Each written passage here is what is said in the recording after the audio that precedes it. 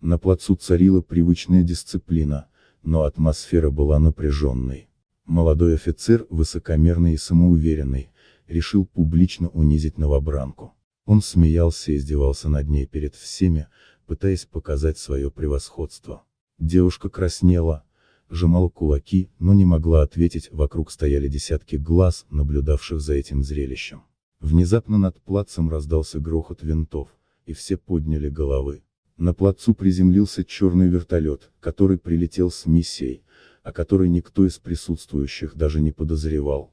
Пыль и песок закружились в воздухе, шум моторов заглушил голоса офицера и остальных наблюдателей. Из вертолета вышли специальные войска по защите гражданских и обучению новобранцев, люди с высоким уровнем подготовки, вооруженные не для нападения, а для обеспечения порядка и защиты.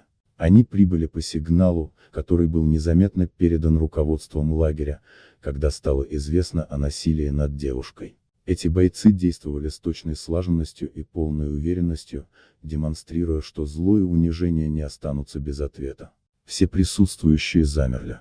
Смех офицера мгновенно оборвался, когда перед ним встали люди в форме, готовые защитить девушку. Девушка, которую он пытался унизить, стояла прямо, с гордо поднятой головой. Взгляд бойцов, прилетевших на вертолете, говорил сам за себя: здесь нет места высокомерию и насилию. Офицер понял, что его поведение имеет последствия. Он был вынужден отступить и осознать, что сила не всегда в физическом превосходстве, а в справедливости и готовности защищать слабых.